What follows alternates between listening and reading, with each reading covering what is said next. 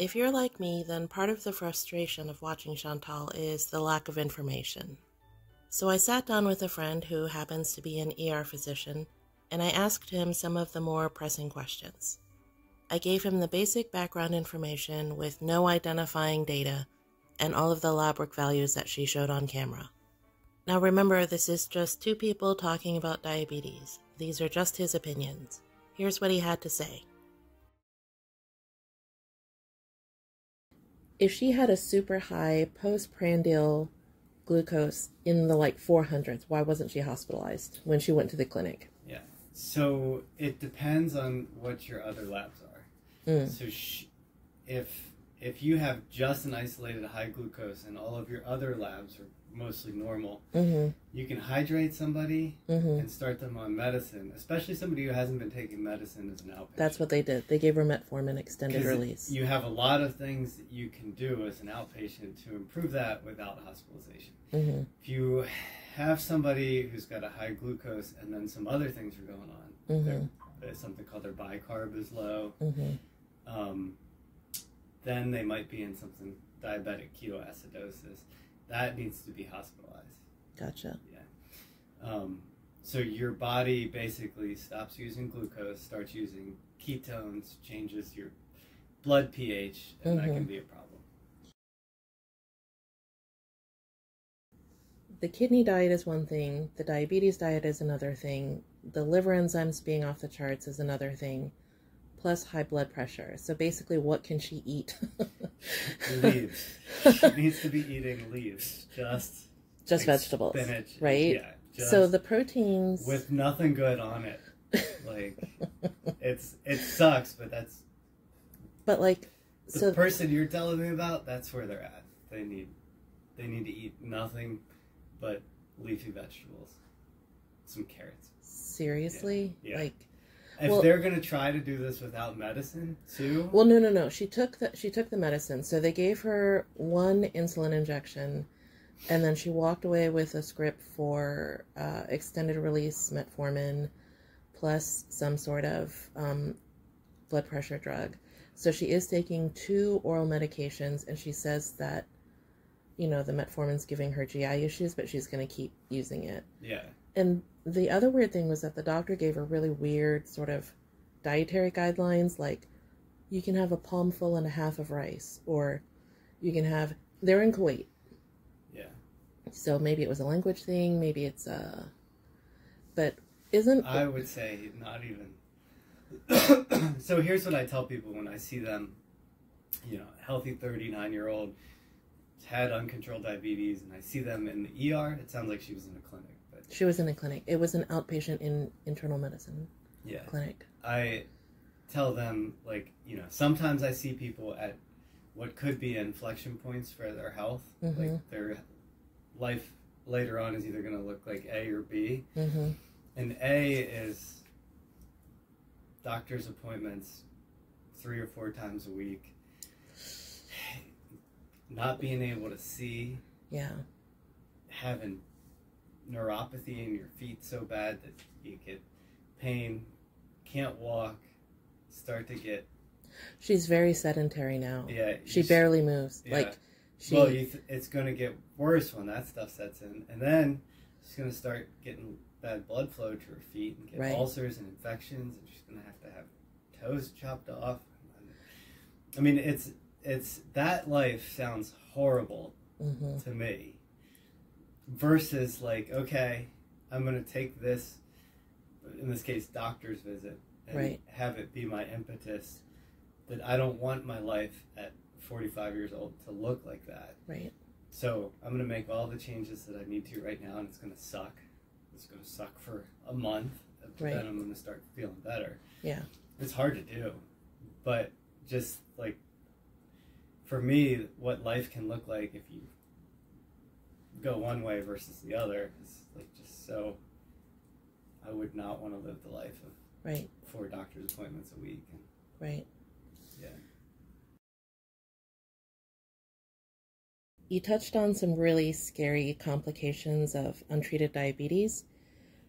So can you tell me more about that? People always talk about amputations and neuropathy, and is it a slow thing? Is it something that you don't even realize it's happening, and then all of a sudden, boom, you can't feel your limbs? Or no, the first thing that happens is neuropathy, which is this, like, in your longer nerves. Nerves are very sensitive, and they need a certain environment to do exactly what they're supposed to. Diabetes changes the way that they get their blood flow, and they're very sensitive to that, so they stop working correctly. Some people describe tingling, some people get numbness, and then some people have awful pain with it. Like pins and needles? Like, I think it's pins and needles, or it could just be that pain sensation the so whole shouldn't time. she really see an endocrinologist at this point? I would, yeah. She's short of breath, too. Oh, totally. She's a cardiologist, because there's a chance that it's already affecting her heart. So that shortness of breath could be that, you know, when I start to use my heart, it's not getting as much blood flow as it needs. But yeah, the time to change all that is like right now. Yeah. That's what I kind of figured. It's frustrating because, I mean, this is her life. She lives in Kuwait. Yeah. This is what she's doing out of pocket.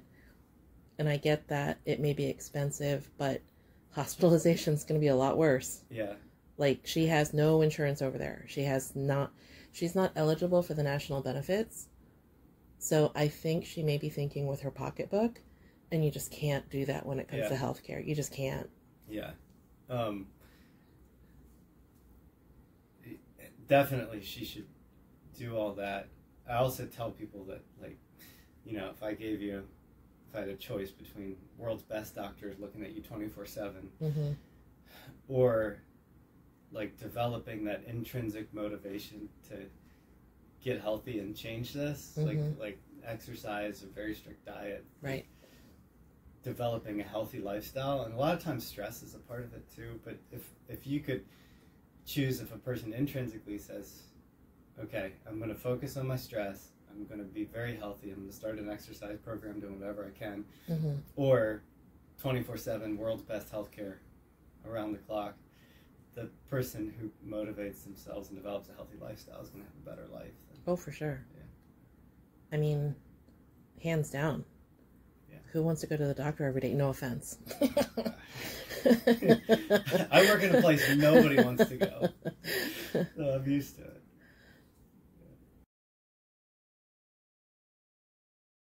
If somebody presented in your ER like that, what sort of follow-up would you recommend?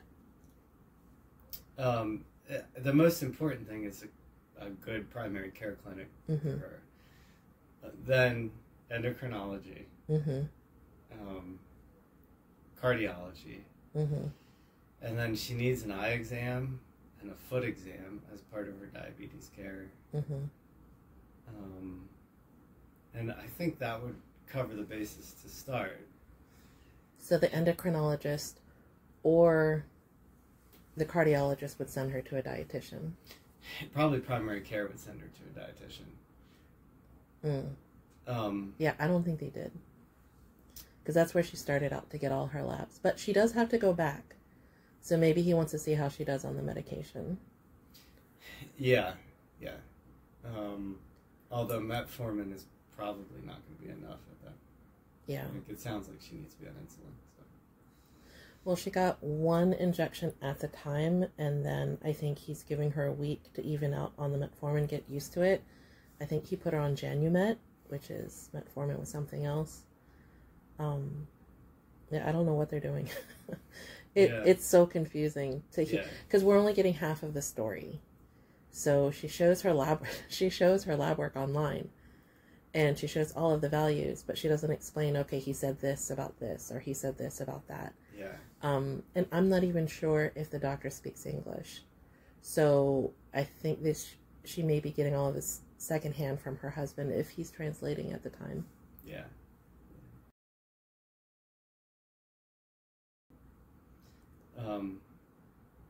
But then, all of these doctor's visits, but then a total lifestyle change. Yeah. On YouTube. Well, and that's the thing. I really do feel like she has a really good opportunity here, because she could document, hey, I'm turning my life around. And she could say, I do this now, and I had this for breakfast, and I'm losing weight, and I can do this on the treadmill, and now I can do this on the treadmill, you know? Yeah, that would be awesome. Yeah, I tell my patients to bike. But really? Yeah. Better on the joints, or? Easy on the joints, and if you're outside, you see a lot. It's nice being out. De-stresses you. I don't think she could bike outside. I mean, she's 400 pounds, pretty much. Yeah. Is there a difference? I mean, the bike will. I wouldn't worry about the bike. The bike will. But what if she fell? Yeah. Like, that's the thing. Like, what if she fell? And it's hot. I mean, in Kuwait, it's hot. You should always start with walking.